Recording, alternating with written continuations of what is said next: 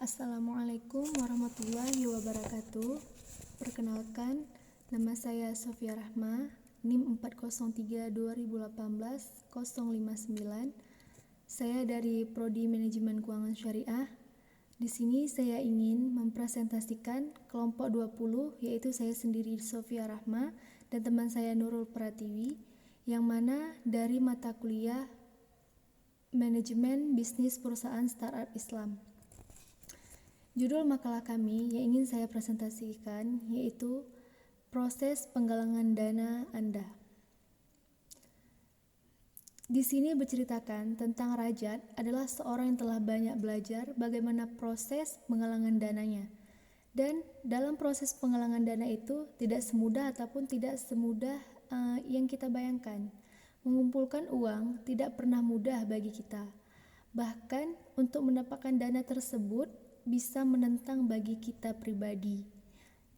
Jadi bagi diri kita itu untuk menggalangkan dana ataupun bagaimana cara prosesnya, di sini kami akan menjelaskan ada beberapa cara untuk proses penggalangan dana Anda. Di sini juga Rajat bercerita tentang seorang rekannya yang merupakan pendiri yang sukses dan sebelumnya dia itu juga mengalami hal sulit dalam proses penggalangan dana. Mungkin dari proses yang sulit dialami yaitu mendapatkan dana-dana dari orang lain yang dia tujukan ataupun yang dia targetkan. Itu tidak semudah yang kita bayangkan di saat kita ingin mengajukan atau membuat surat ataupun kita mengatakan penggalangan dana itu untuk apa begitu. Jadi di sini kita pasti memiliki kekhawatiran apakah kita bisa bersaing melawan pertahanan di tempat kita, tetapi alhamdulillah dengan bantuan beberapa orang ataupun ide-ide orang dari rekan-rekan kita itu dapat menghasilkan hasil yang tepat waktu. Itulah dia, dengan kerjasama tadi, insya Allah proses penggalangan dana tersebut akan mudah kita dapati. Walaupun tidak semudah yang kita bayangkan, itu semua butuh proses.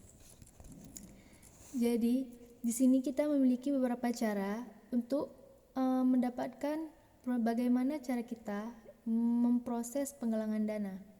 Yang pertama itu kita harus memiliki peluang untuk mendapatkan dana.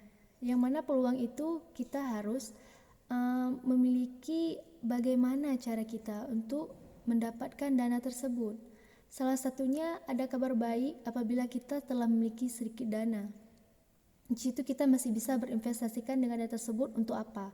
Tapi kabar buruknya apabila kita telah memiliki dana, namun kita itu ada masih beberapa perusahaan yang terus bersaing untuk mengatakan iya atau tidak berinvestasi dengan startupnya kita.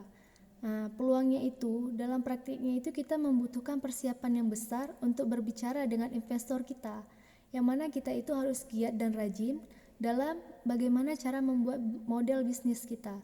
Dengan cara tersebut kita bisa menarik pemikiran mereka dengan sependapat dengan kita. Maka dari itu peluang bagi kita untuk mendapatkan dana dari setiap investasi ataupun investor itu memiliki peluang bagi kita untuk mendapatkan dana. Cara yang kedua yaitu kita pribadi juga bisa mendapatkan menggalangkan dana ya. Di cara yang pertama tadi, sebelum kita menggalangkan dana untuk orang lain, kita sendiri juga harus ada mengeluarkan dana untuk diri kita. Jadi yang kedua caranya yaitu ajukan permohonan secara pribadi ataupun siapa yang kita targeti dalam penggalangan dana tersebut.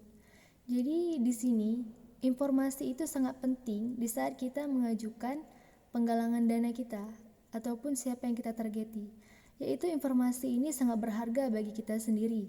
Dan kita terus harus memberi saran dan kebaikan berdasarkan pengalaman-pengalaman kita di dunia luar startup kita.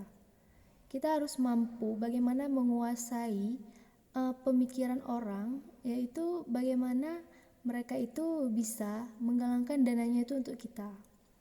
Yaitu kita memberikan saran terbaik kita, misalnya ajukan cara-cara terbaik kita bagaimana, apakah dapat diterima atau tidak.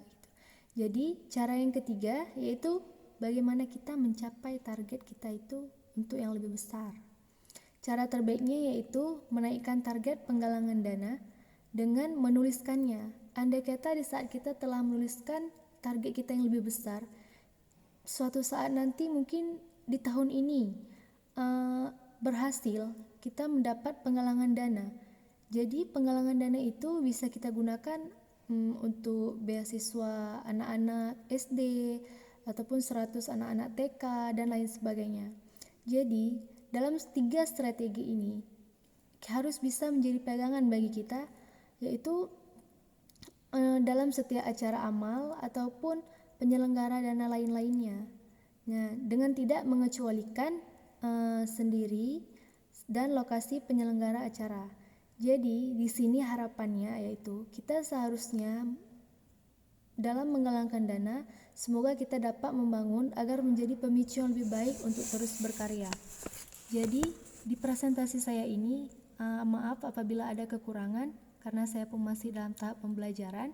Selanjutnya akan dilanjutkan oleh teman saya Nurul Pratiwi.